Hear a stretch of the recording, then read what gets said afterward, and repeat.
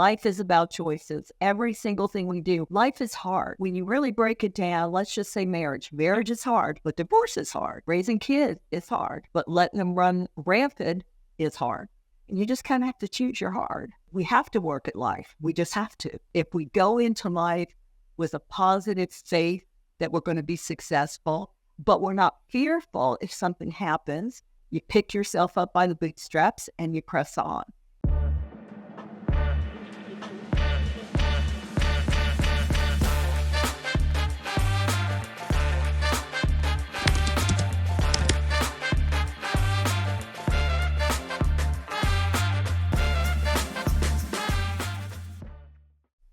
Hey everyone, I'm excited to do this with you guys today. I got a special guest with us today that I have known for a few years now. We'll dive into a little bit of our history, but she has such tremendous experience in the industry of network marketing, and she has a really good sense of humor. She's always making me laugh. So I'm excited to have Terry Tomlinson here with us today. How you doing, Terry? I'm good. I'm great.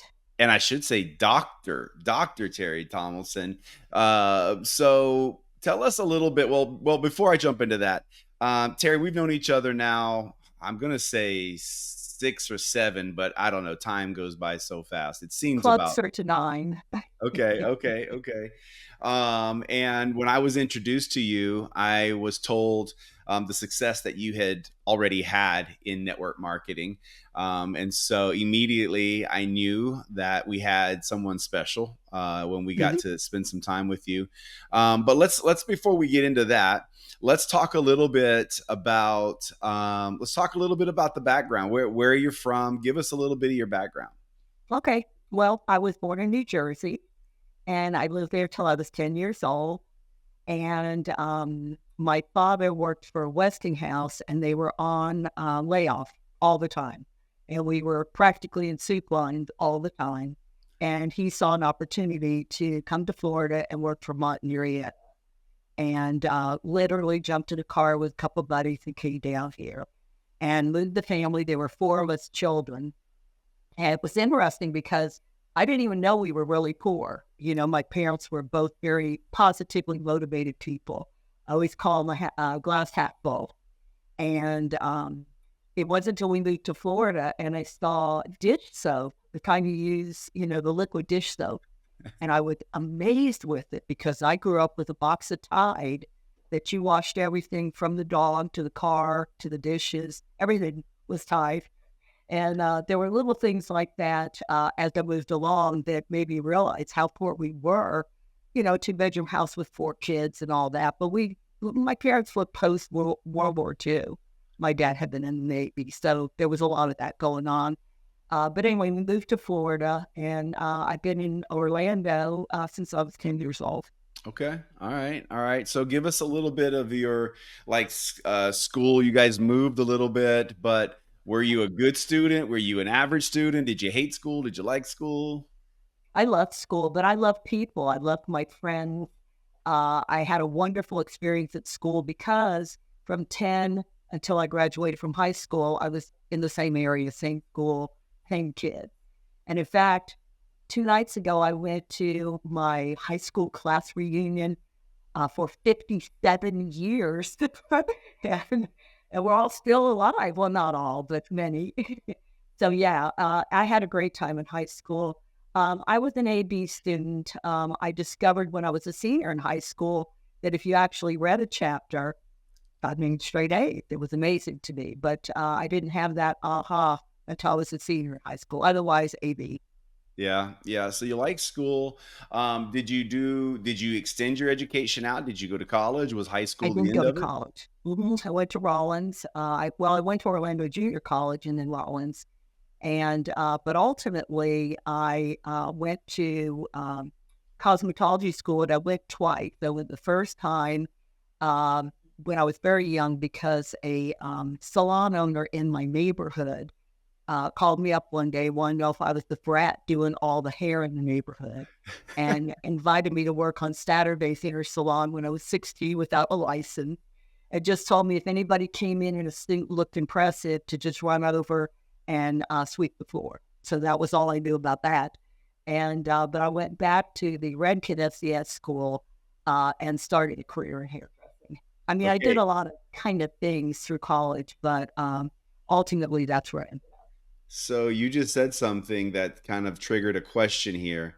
So who's the little brat doing all the hair in the neighborhood? So you had an entrepreneurial bone in your body somewhere at a young age. Like Oh you're yeah, so you as a teenager, you're running around doing people's hair, making extra money.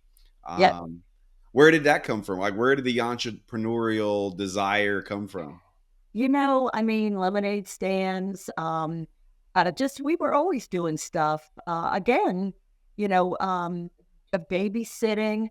Holy cow, a girlfriend and I decided to do ironing because back when you had to iron clothes, and we would do a basket for $5 until we ran into a lady that had babies and little children. And what she did with her basket was wash those clothes and roll them up softly wet into little balls. And there was like 1,000 clothes we had to iron, little roughly dressed and things for $5.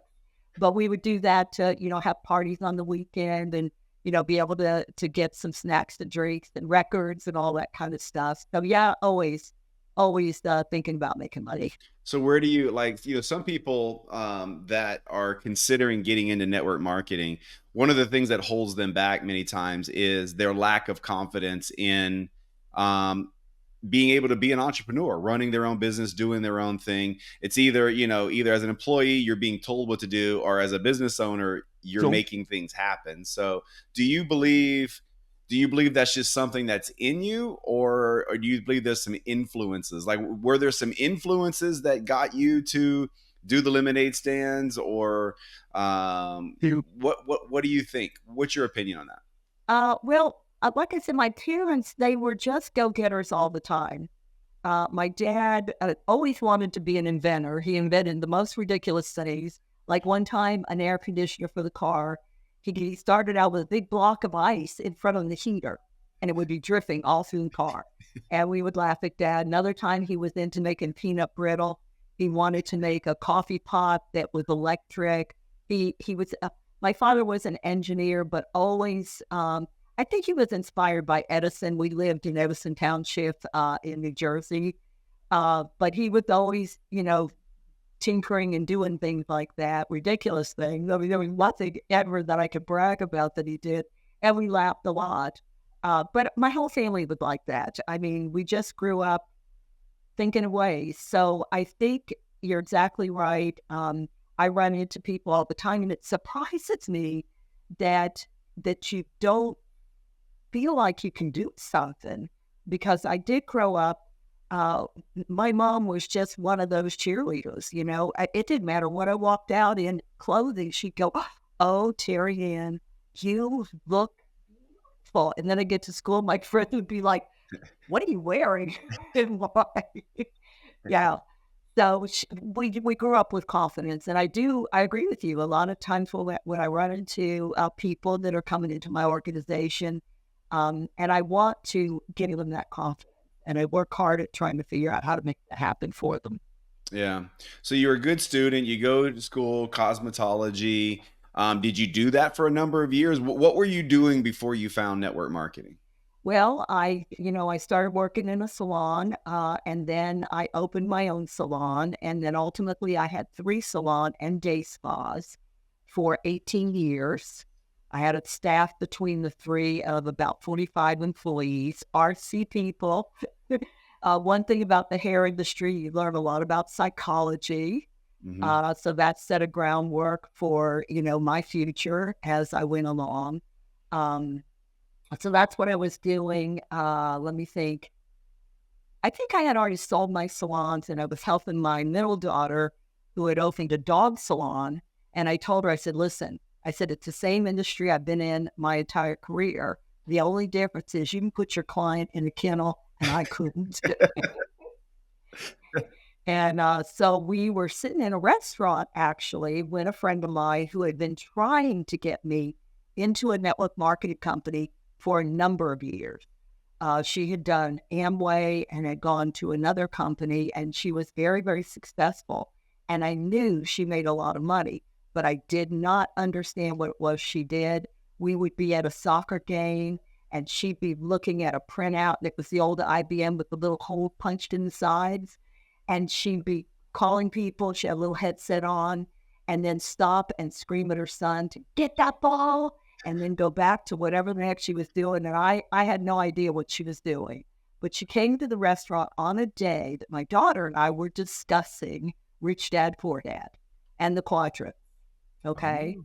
And, everything's about timing. And she had been trying forever because I'm a naturopathic doctor and I'm very much into natural health.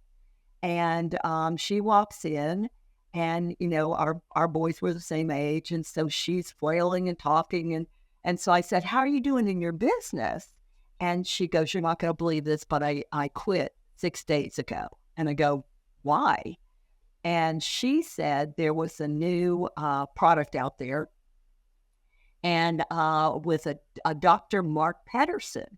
And I said, "Mark Patterson?" And she said, "Yeah, well, my son had won state science fair 2 years in a row with his research material."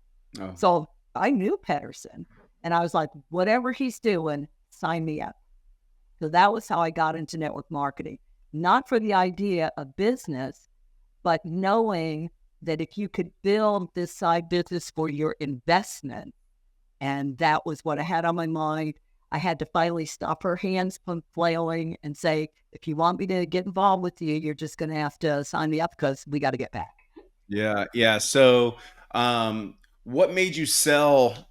I think I know why, but I want to ask the question: why, if you had these three locations, you had the spas, the salons, the 45-ish employees. Sounds wonderful. Sounds amazing. Why'd you Well, sell it? yeah, well, no matter what you're doing in life, it's work.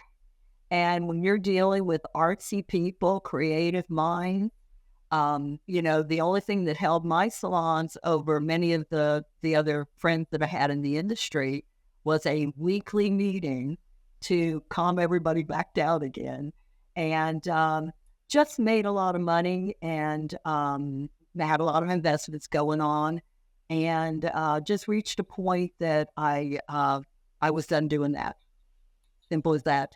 And had a realtor come in wanting to know if I was willing to sell. And again, it's all timing. On that day, I was. Yeah. And I told him, I worked with the guy on the end of what I wanted. I want this. I don't care what your commission is. I don't care what you sell it for. This is what I want to walk away with. And that's how I sold my salon. Oh, wow. Wow. Yeah. So I do agree. You've said it twice now. Timing is everything Yeah. when people are going to join you in the business. But on the outside, looking, looking out at what you had going on, you looked and you were extremely successful. Mhm. But obviously, you had reached a point where you were ready to move on Oh, yeah. to the next phase of things. Yeah. And I think that's extremely important for people to understand. Is so many people get frustrated when people say no to them. Like the word no to them is like a curse word. Wow. And the reality is, it's usually never no to them. It's no to the time that you're asking them Yeah. to. to That's exactly correct. It didn't take me long to understand that in this industry. I didn't get involved thinking of anything about doing business. I didn't. I mean, we were talking about the quadrants and creating the money, and I knew she had created the money. I knew nothing about the industry, or at least I thought I knew nothing. yeah, I yeah, thought I knew nothing. yeah. So, Well, I'm sure. Do you think that you, as a business owner, were at an advantage? Do you think that there were some things that you were able to pull from being a business owner immediately into your network marketing business, or did it work against you? it worked against me in the way that, like, first of all, I'm a naturopathic doctor. And so this is a nutritional product that they had. And I thought, this is really important. I thought I had to know everything about it. Hmm. And I literally read what I call the science fair project of the doctor that developed it. I researched Linus pollen as if. And they tell me, even to this day, I'm the second most knowledgeable person in the world on this product. But what I learned is it doesn't make you a diamond. Mm. And it's one of the things I tell people. In fact, when I do a presentation, you would always see me with paper in my hand because I want the person not to think what I'm saying is because I'm a naturopath. What I'm saying is because it's right here on the piece of paper, and you could do this too. Yeah. So what do you think? So that leads me into the next question. Why do you think some people have success in network marketing and others don't? Well, one of the reasons I think is when you get involved with this industry, like the first little over a year, I honestly didn't understand. I had no problem with product, obviously. But the girl that enrolled me had me on conference calls 5 times a day because of my nutritional background. Okay. So I would do the nutritional part of the presentation, and then they would do the business part. And I didn't understand what the heck they were talking about. I mean, I honestly didn't. And they use cliches like no means not now and butts in chairs and all the things that we say in network marketing. But I didn't understand until the day I enrolled a girl who had some hives, and I'm all about how I can handle that, and enrolled her. My oldest daughter was mortified because my daughter was calling on the doctor she was a farmer rep for ophthalmology, calling on the doctor. The woman comes in, it's the light. The woman has a new dog. And so my daughter says, oh, if you're looking for a groomer, because that's what she told her husband. My sister is an award-winning groomer. She travels the nation, sponsored by Wall Clipper Company, competing in dog grooming. And she owns a salon in Winter Park, Florida. She trains dogs, she grooms dogs, and she has a kennel. And so I happen to be helping my daughter. Remember, I told you I was helping her build her business. And so I'm in the salon at the time that this girl comes in. So the girl comes in, and she's got hives. So I tell her about my product, and she orders my product. So when I told my daughter, she goes, Mom, we're like the mad marketing family. I'm selling drugs to the doctor, Kirsten grooming the dog, and you're selling natural. I go, well, hey, she had hives. I mean, I couldn't help myself. Well, she comes back in 10 days because she only had a small supply, and she had hives and was going on a trip to board her dog. And now I sell her more. And my daughter was just like, I mean, I'm dying. But in the end result, that little girl called me up to see if I could help her friend. And I said, I can, but you could too. And that they would pay you a commission. Well, clearly she had gone to school and studied, but she got married and she was a stay-at-home mommy with a high-end dog and for a husband. And so I didn't know she'd be interested. And she goes, really? And I said, yeah, if you're in front of a computer, I'll tell you how to do it. That little girl signed up 60 people over the next 3 weeks. Wow. And the light bulb went on. Now, all of a sudden, I was beginning to understand what my friends in business were saying about it. So that was the part that changed everything for me. Then I got the books and started studying the industry. So you had an experience where maybe the light bulb moment, like, oh, okay. Yeah, You saw leverage. You saw leverage I for the did. first time is what you I saw saw. it. Someone that could maybe you didn't think was going to, do what she did, and you're like, wait a second. So then you have the aha moment. But then you started kind of becoming a student of the industry. You said you got the books and so again, back to the question I said, why do some people have success and others don't? Is it because some never have the aha moment, or do some never educate them? Like why do some make this happen and others don't? I think it goes back to a word that I didn't understand either, the big why, why you're doing it. Like for me, I really, really love helping people with natural health. However, I like making money too. So I was happy as a little clam helping people. And I see that a lot with our people, and they don't realize that this is the most amazing business ever. And so for me, when I had that moment, I did begin to understand this industry. And then I had another moment that made me understand that it is like every business on the planet. The difference is we don't make the product, package the product, ship the product. We don't even collect the money. All of that is done by the company. And having owned traditional business with overhead and all the different things that are involved in the paychecks and the government, oh geez, all the supply you got to get. And here, what?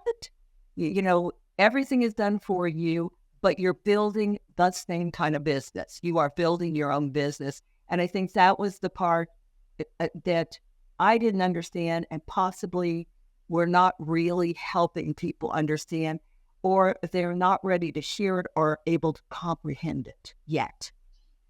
So And I that think, is that it's a real business. Is that what you mean? Like when they're not yeah, comprehending? yeah. Yeah, see, what happened for me was ultimately the girl that enrolled me decided to move on. Mhm. That's kind of what she did. And it was shocking to me because we had like 300 people coming to our briefings, and we were having a great time traveling. And then all of a sudden, she's going to shift gears. Mhm. And it just immobilized me for about 6 weeks until one day I woke up and I thought, oh my gosh, I'm back in the beauty parlor. I know how to fix this. Uh-huh. And I rose up. I wasn't planning to be a leader under any circumstances, but I knew what to do. And what I Mhm. needed to do was stop the attrition, stop the Mhm. conversation that something's wrong with what our product is and all the reasons why people follow and jump ship. Instead, I had to rise up, pull in anybody that wanted to continue in this business because I loved it, meaning I loved what we had as a product. Mhm. And that's what I did. I called everybody, gathered everybody together, told them what was going on here and how we could fix this, and then we pressed So, in the beginning, let's say year one, year two, on. that's Mhm. usually the toughest time Yeah, for most people when they join a yeah, network marketing company. It's that really it's the first few weeks, first few months, but that first year, maybe two, but the first mhm, year for sure is where mhm, people ride this roller coaster of emotion. It's where usually most people either make it or break it. yeah, They'll either quit. They usually quit in their first year. Some quit before they even start. yeah. It's true. Um, but you had to have some obstacles. You had to have some moments in that beginning phase. Do you remember what some of the biggest obstacles were for you in that first year or so? I would say more of the understanding of what we were doing and how we were doing it. How I finally got it in my mind was I had 3 salon a day spas. And in my salons, each one, I had 3 team leaders. Okay. So I had person in charge of nails, skincare, and hair. Because I had 3 salons, I couldn't be in every one every second. And so then we had the employees doing the work as well as they were. So the commission structure going down for everybody. And when I suddenly realized this is the exact same thing, you know, if you want to expand the business, you have to bring in business partners, which is what I had in a different manner, but same exact thing. And once I did that, then I was able to draw that out and say, I had 3 salons. I had 3 leaders. They each had people underneath them, but all the commissions roll. And so I began to understand the business. So for me, the biggest obstacle was, first of all, moving away from just being product driven to being business driven. So that by the time I got to Life Vantage, came in a completely different mindset because I had experience. But the obstacles I think are the same for everybody. It's if you've never been in this industry, first of all, you have all of the people that you might talk to that did not have success. One of the reasons, and the biggest reason, is nobody helped them in that first year, like really helped them. And a lot of times that's because the person that enrolled them didn't yet know. And the person that enrolled them maybe didn't yet know. And maybe the ones that enrolled them were already, kind of consumed with their top business partner, the first ones they brought in. So I think a lot of times it's that. One of the things I like to do is immediately send a person to a PDF of whatever it is they're taking to start to build their confidence that they know as much as anybody on the street knows about this product. And I Mm. find that is working for me to do that. Like, get a yellow marker on your time, it's your moment, and read this thing and mark it up as to what sticks out to you. And then call me and let's have a conversation. Because when I do that, I know that if that person's going to say, hey, I'm taking this product, it's so awesome, they're not afraid of a question because they actually have an answer. Yeah. Was there ever a time in that first year or so that you were saying, "This ain't worth it"? Like, this is because we all know that you don't make much money in the beginning. You can make some money, but you're not replacing your income in the first couple months. You got to build the team, right? You got to build the team. And so, was there ever moments in that first year, maybe two, where you said, "Okay, I'm out. Like, this is too much. I want to quit. I'm quitting." To be honest, no. And the reason no was because my motivation was different. In other words, I didn't come in because I specifically needed to make money. Okay. I came in because I'm passionate about health, really.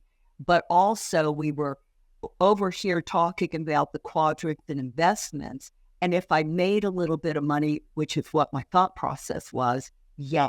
Okay. So I didn't really have that feeling, but I do run into that with, many of the people that I enroll that really get into it because they need to make money right then.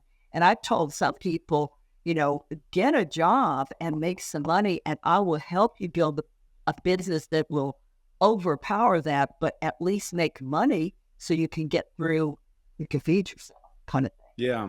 thing. Yeah. I can't wait to ask you some questions about the quadrant in Kiyosaki. But before we get there, um, what what do you think? What action step? Like, if you had to say this one thing that I've done through the years, because how many years have you been in network marketing now? Over 20, I guess. 21 years. Okay. And you and your teams have sold millions and millions and millions of dollars of product. You've made Yeah. millions of dollars Yeah. in network marketing. Yeah. What do you think, if you could say the one thing or a thing that's contributed to the most of your success? What is it? Gosh, that's a tricky question. The one thing that I contribute would be, I, I'm going to have to say patience with people. Okay. Okay. Like, it So takes a lot. people skills, like knowing Yes. Yeah. knowing knowing how to work with people. Yeah. Because, I had a distributor once tell me, Terry, I think if the company said they were going to pay you $1, you go, well, that's good. Because I know it takes a lot to move me to the negative side. It just does. It just does. I Yeah. don't get angry easy. If I'm angry, people will know it. They will know it so fast they will move away. It's an energy, but it's a rare occasion because you have to have a lot of patience in life, not just in business, but in life. And you have to meet people where they're at, and you have to develop an understanding that not every attitude that you run into has anything to do with you. It doesn't. In fact, most times it doesn't. I call people that I see on the street that are, falling apart in my family. Everyone in my family will say that's the dirty liver because the Chinese believe that anger is stored in the liver. They need to clean their body up. um, it really is patience, because when you're in any business that you've ever owned, because this is like traditional business. It's not even like it. It is. It's the same structure as any business out there. And of course, we all know that it's the rising star with the way we are with technology. And let's face it, companies can't put a billboard in every city in the world. So we gotta, have a new plan. And this isn't new, but it is the plan to Yeah. create real wealth. Um, Yeah. but you have to have patience because, even in, like I usually say, you don't have to fill out a resume to get into network marketing. But even in my salons, I mean, I had to have amazing patience, and I had to be able to calm the team too, because again, artsy people, right brain, creative. Had a hairdresser one time that the client couldn't even tell her she didn't like the color, not didn't like it, but would like to change it a little. She came to me and said, Terry, could you tell her that? Because I already know she's going to tell me to go somewhere else if I just want to change the color. And it's true. And I go, and when I told her, I said, I was thinking, you want to put a little beige here with, well, if she doesn't like it, she just needs to go. So it is patience. I think you have to learn patience, and I think maybe grab some books on, listening and understanding people. I had to step up because I was in the salon industry for 20 years, and I'm dealing with the persona of a person, and you have to develop skill to handle that, because you cut Yeah. that hair one little hair too short. Like one guy, I took a sideburn up here, out here. That's the problem, and I had to work it so that he wasn't bad. And how cute she looked. Oh, that looks really good. Stuff like that. So I think patience would probably be the big key, in my opinion, with working with the diversity of people. Yeah, John Maxwell told me that your greatest moments in life, the ones you do greatest memories in life, are with people. Oh, yeah, I'm like, "Yep, that's true. it is That's true. true." Usually your kids, your family. Oh, gosh, yeah. And then he said, "Your worst moments are the things that give you the biggest ulcers in your life are people." Our people. Yeah, yeah. It's people. It's And exactly so I true. love that patience is something that you think if it was the one thing, because this is a people business and you deal with hundreds or thousands of personalities and ideas Yeah. and that. So last question about the industry before we move to that quadrant, the book, Kiyosaki's book, or the cash flow quadrant. You've made a ton of money in network marketing, as I said, millions in network marketing. What has network marketing given you outside of the money? Like, what is network marketing giving you that the salons never could give you? What is the thing? Yeah. Well, honestly, even going through life, but specifically in network marketing, once you really get into it, there's so many areas that you learn and grow in. You just do. Or you're not really involved with what you're doing. Like, you have to, self-help yourself a lot. In the early days, I followed a lot of leaders, like Danny Johnson. I loved her script book, and putting scripts together. Back in the early days, I bought leads. I'm trying to think of that guy, Tim. Can't even think of his name. Sales? Tip sales. There you go. And I bought leads and I practiced, and you learn so much. I tell people all the time that I would call up people, because buying leads was the greatest, because you don't know them. You can't see them. You're on the phone. And I would say some of the dumbest things ever.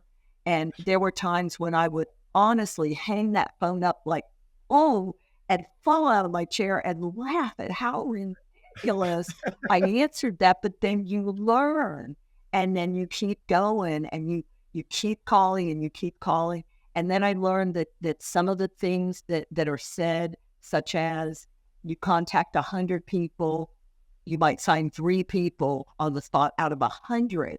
You kind of have to understand, just like what we talked about in the very beginning, that no only means they can't hear you. This girl that signed me up in my first company, she had talked to me, for years, did everything. She even had some of our friends. One girl bought me signed me up and bought me a kit, and then tried to ask me if I would sell her excess stuff in my salon.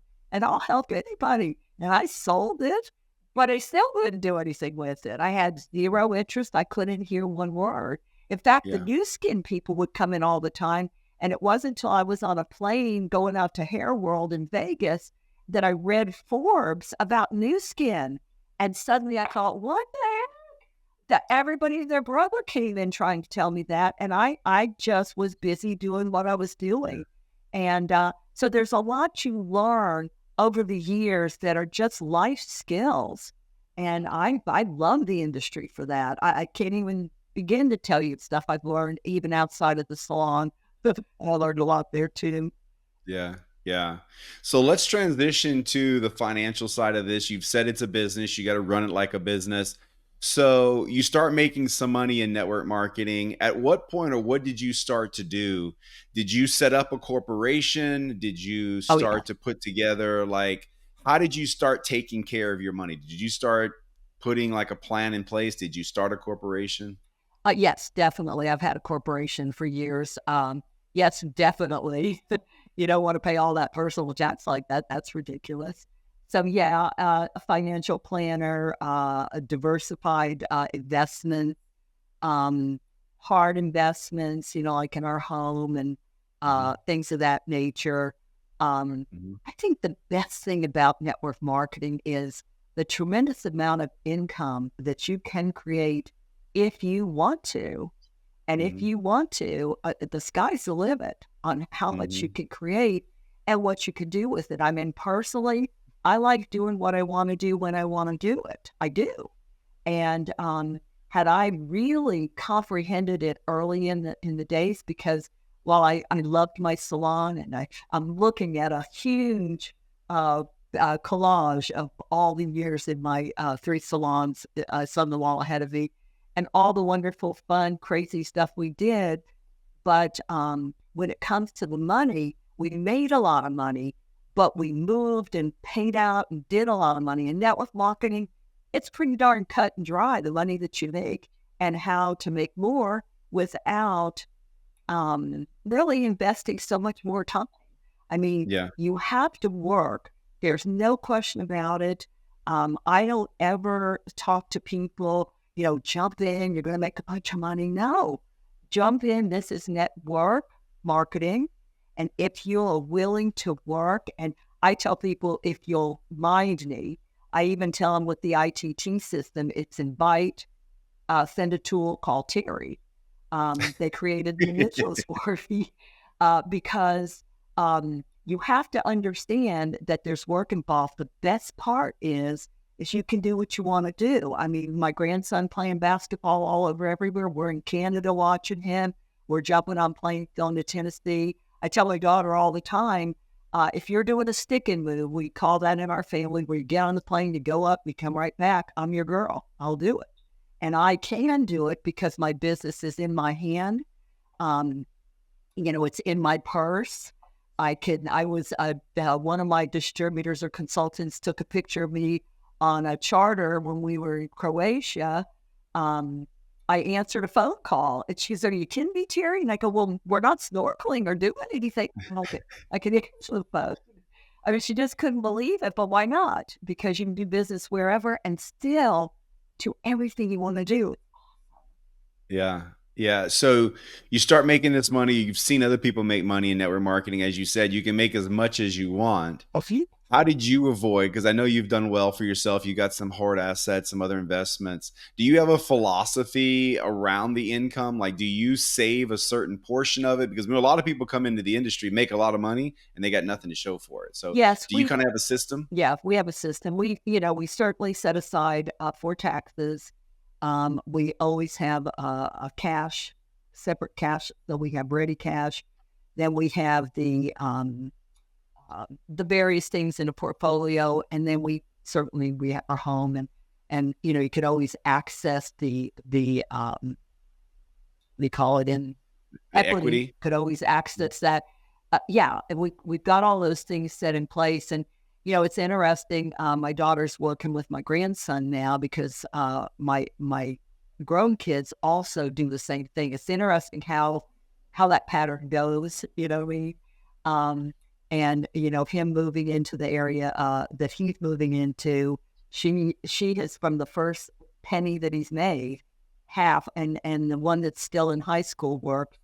And he told me one day, because I'm a Terry, he goes, "I put half the money I earn in my savings account, and I put half in my spending account." This is at 16.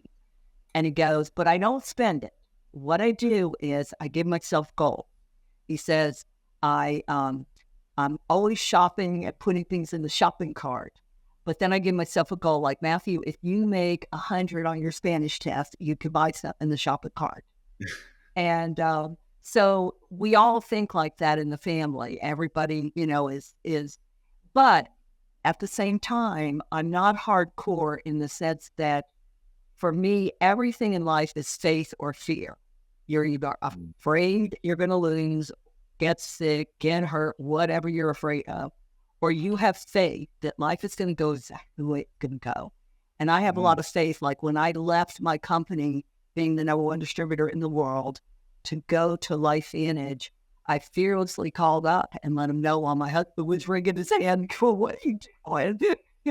And, but I, faith is what we all need. We need to just know that life goes the way it goes. Doesn't mean we don't step up to the plate, because we do. But faith or fear. So. Yeah, that's a huge statement. We could dive into that deep, but because I believe the same thing. Like the reason why I think most people don't do network marketing is fear. It I is think fear. I think they are worried about what could happen Yeah. instead of being excited about what could Will happen. Like, happen. yeah, Yeah, I they agree with are they're you always so 100%. worried about what could go wrong, but if they thought about what could go right Yeah, and how big it could be, yeah. because that's really, it's a choice, right? Isn't that a choice? Life is about choices. Every single thing we do. And you know what? Life is hard. When you really break it down, let's just say marriage. Marriage is hard, but divorce is hard. Raising kids is hard, but letting them run rampant is hard. And you just kind of have to choose your hard, because, we have to work at life. We just have to. And Yeah, if we go into life with a positive faith that we're going to be successful, but we're not fearful if something happens, you pick yourself up by the bootstraps and you press on. And that's just the way I've been about everything in my life. And lucky for me, because I'm so lucky, it works out. No matter what you do, no matter what you worry about, it works out. No matter yeah, what, you wasted a lot of time worrying. And yeah. there's just no need for that. Just get up each day, put a smile on your face, take a deep breath of fresh air, and, hit it hard. Do what you got to do. So you spent all those years in traditional business with the salons. You spent over 20 years in network marketing. Why do you believe network marketing is an industry or business that everyone should be in? You've seen both sides. Yeah. Why network marketing? Well, basically from what I had said before, literally network marketing is the most amazing business. It's the exact same business that I was in, with one exception. I have time freedom. I can make as much money as I want. I can do it whatever time I want. Heck, I'm in Florida on the East Coast. I could work late into the night on the West Coast. And I've got distributors and consultants around the world. Heck, I get calls in the middle of the night from Japan. I know you speak Japanese. So in network marketing, your outreach is unlimited. With a traditional business, you are limited. You're limited to your area, or limited to that, that one spot. But in networking, if I'd heard it once, I've heard it a million times. Rockefeller said, I'd rather have 1% of 100 people's efforts instead of 100% of mine. In my salon, it was 100% me. I had to worry about balancing the staff. I had to worry about the supplies. I had to worry about the air conditioner. I had to worry about who came in, who came out. I had to worry about the vagrant that was sitting out on our picnic table. I mean, I had to be concerned about making everything work, spinning every single top.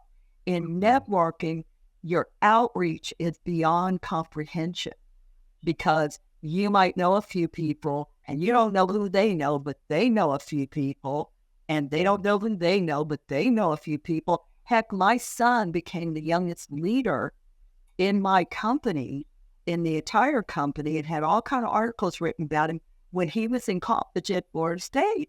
I mean, he's up there with a double major.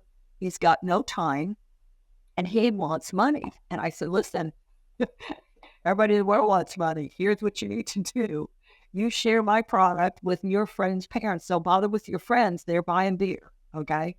And, and you'll create some income. So the very next guy that walked in the door was the father of one of his roommates. And so he was limping. And my son says, oh, I've got something that can help you. And he goes, son, I was injured in college basketball and there's nothing that will fix it. So he goes, I'm telling you right now, take this and here's my mother's number. And when this helps you, you call her. And in 10 days, that guy called. Raspy voice. He was in Port St. Lucie, Florida.